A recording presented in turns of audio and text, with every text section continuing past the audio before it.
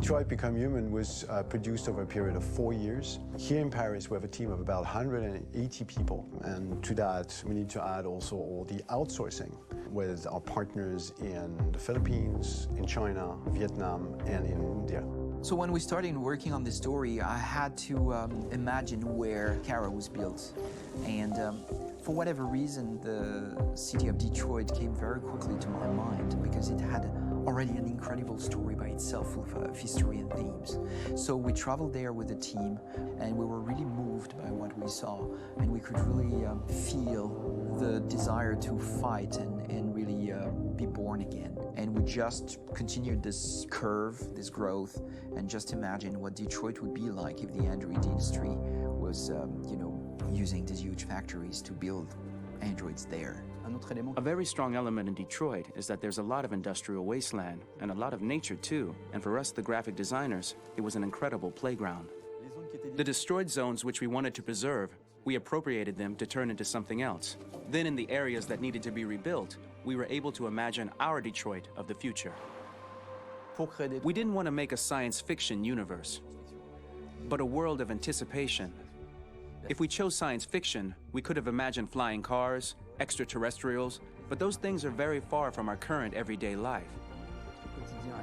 Anticipation is more about gleaning from our contemporary reality, the one we know, because Detroit is set in 2038, and 2038 is tomorrow. The difficulty we had was sticking to reality. That is to say, technology becoming more and more invisible, a lot more elegant, and at the same time, making it visual. So all the computer equipment, autonomous cars, we simply had to invent. They are in fact very technological objects, but at the same time remain very credible and ingrained in reality. To create a cohesive universe in the fashion and clothing of the human characters in 2038, I didn't want to put an accent on strange shapes, or really vibrant colors, and things we wouldn't know. That I wanted to keep for the androids. The goal was to create something familiar which we can identify with in this future setting. Working on the artistic direction for the androids was a bit special because this is a project about the place they could occupy in the human world. It was out of the question for them to be too beautiful or too perfect. They had to correspond to every social class, rich and poor. Inspired by everyday utilitarian clothes, I brought a modern touch by adding dynamic display surfaces, the armband we can see on the side, the triangle on the front and back, an LED. Like that, there's no confusion. Wait. You're sending an android? All right, ma'am. We need to go. You can't do that. Why aren't you sending a real person? Once we cast the actors, we travel to meet them in order to scan their faces. We record the structure of their face with the scan. And we record the colors and patches of skin with photography.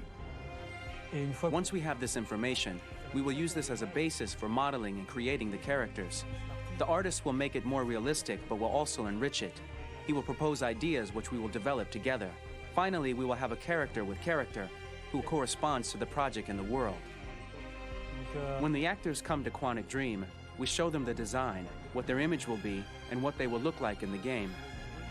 This extra information gives them another dimension and color to connect with emotionally.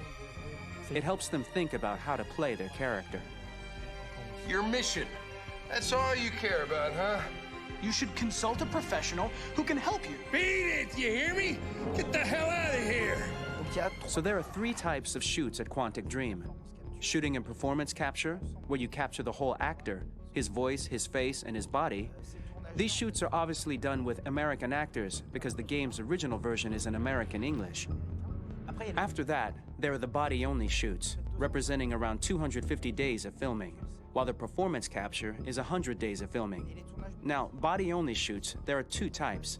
There are the action shoots and the technical shoots, which are mo-kit shoots. Mo-kit is when the player controls a character on the screen, and he moves in an environment to explore it. This is of particular importance at Quantic Dream, and therefore we shoot a lot to offer a unique context for each scene and each character. To prepare a motion capture shoot, we first get together to look at the sets we need, the animations that we want to shoot, which ones need to be grouped together or which ones need to be cut and shot at another time, so that we get the most out of the shooting day. This often means shooting scenes out of order, especially those with big props or accessories, like a big car, for example. So we shoot all the animations related to that particular prop first.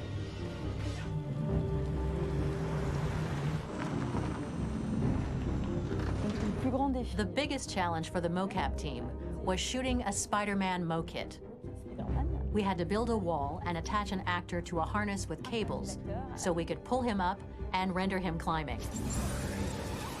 The shooting on this game took about, I would say, more than a year, maybe 1 and 2 years, with about 300 actors on set. So it's quite a massive production. But so much happened on this set between the stunts and the shootings with a little girl and all these great actors that we had. It was really a very, very memorable journey for the team and for myself. Today, Detroit has over 37,000 animations.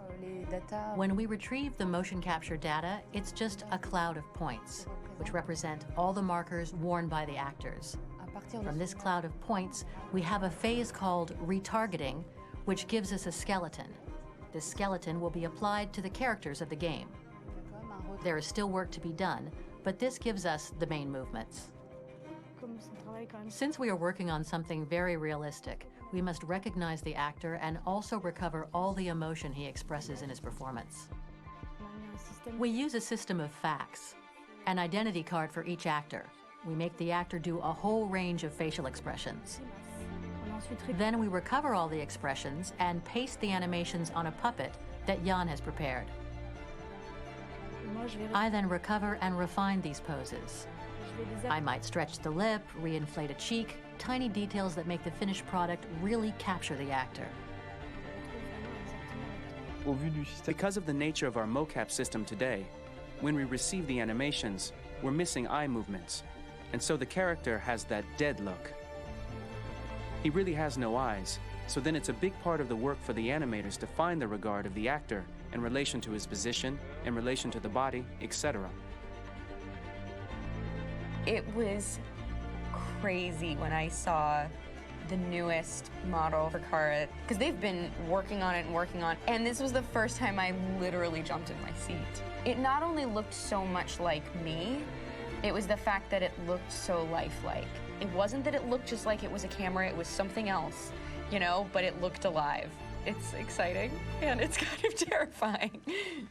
Game after game, we learned the rules of optics and filming, and our goal with Detroit Become Human was to have cameras that would actually emulate the optics of a real physical camera. So basically dealing with real-world imperfections was our main task, and just to make cameras look as real as we can. Once the animations are shot and processed by the animation department, integrated and polished, we film them. That is to say, we really do a mise en scène, as in cinema. The real difficulty of our job is to know if these cameras are telling us something. Are they in the emotion of the scene? Do they describe exactly what the action must convey, what must be felt? The most important challenge for me was one of the final scenes where Marcus decides to start the revolution and go to the battlefield. Very quickly, we imagined this to be a huge sequence shot. We wanted the feeling of a cameraman running behind us, while showing Marcus, the androids who help him, the person shooting at us, etc.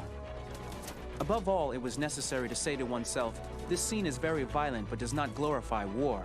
On the contrary, that war is something improbable and absurd. It was really a fun challenge. The idea was to say we have 3 characters.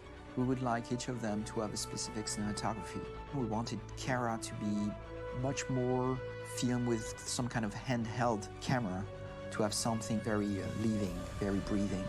For Connor, we wanted something very cold and very perfect. And for Marcus, we wanted something epic and spectacular. So it was about the filming, but it was also about the photography.